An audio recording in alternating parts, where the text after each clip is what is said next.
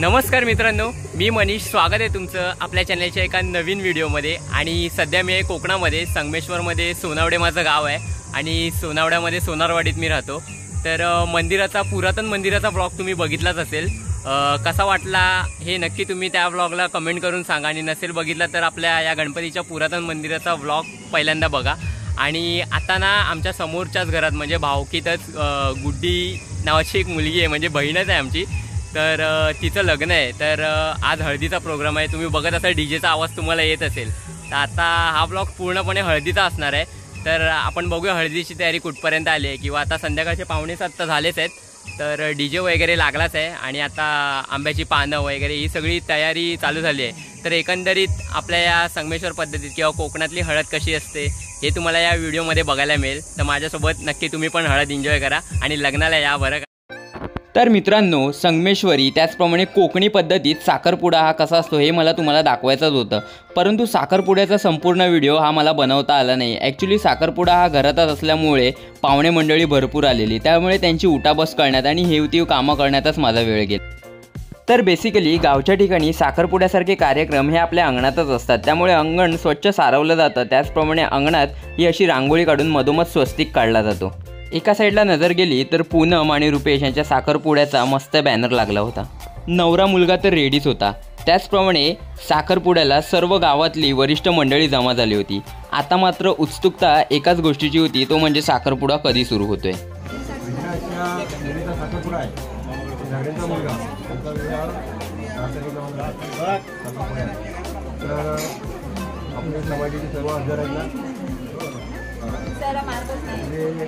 मतदार वापर ना. हां, तर आता कमरे आला हुकूम काय.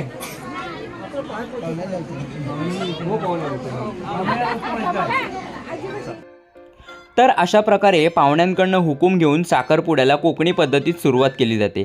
आता मस्तपैकी समयी पण लागली होती, त्यामुळे साखरपुड्याला सुरुवात झाली. हळूहळू एक एक करत अख्खी वाडी या साखरपुड्याच्या ठिकाणी जमा झाली. आणि मग काय, मोठ्यांच्या शुभ आशीर्वादाने त्याचप्रमाणे सर्वांच्या मताने एकेका विधीला सुरुवात करण्यात आली. अशा प्रकारे काहीसा साखरपुडा समारंभ अगदी आनंदात आणि अतिशय भन्नाट रीतीत पार पडला. ॲक्च्युली काल होता साखरपुडा, पण साखरपुड्याची खूप मंडळी आलेली, म्हणजे जवळजवळ त्यांची 200 माणसं वगैरे आलेली. त्यामुळे त्यांना मदत वगैरे करायला गेलेलो. त्यामुळे साखरपुड्याची प्रॉपर व्हिडिओ बनवली नाही मी.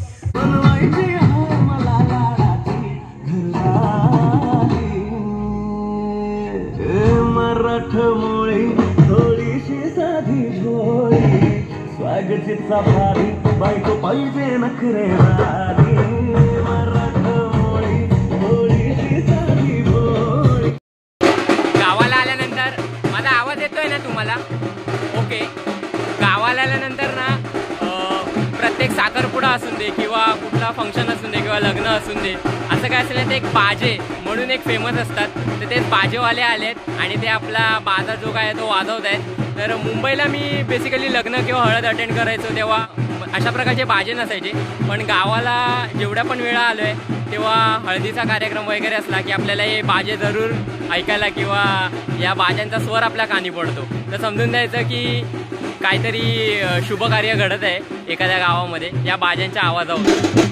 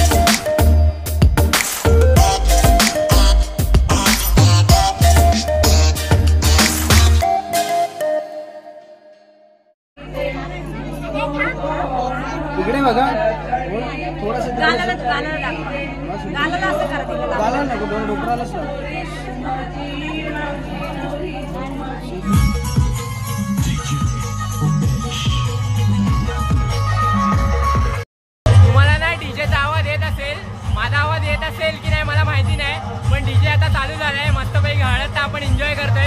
मी पण आता थोडासा नाचलो आणि म्हटलं तुमच्यासोबत बोलणं पण गरजेचं आहे. आत्ता एक 10 मिनिटापूर्वीच आहे ना हळद लागली, मस्तपैकी काळोख झालाय, लाईटिंगचा लखलखाट झालेला आहे आणि डीजे मस्तपैकी वाजतोय आणि सगळे एकदम बेधुंद होऊन नाचतायत.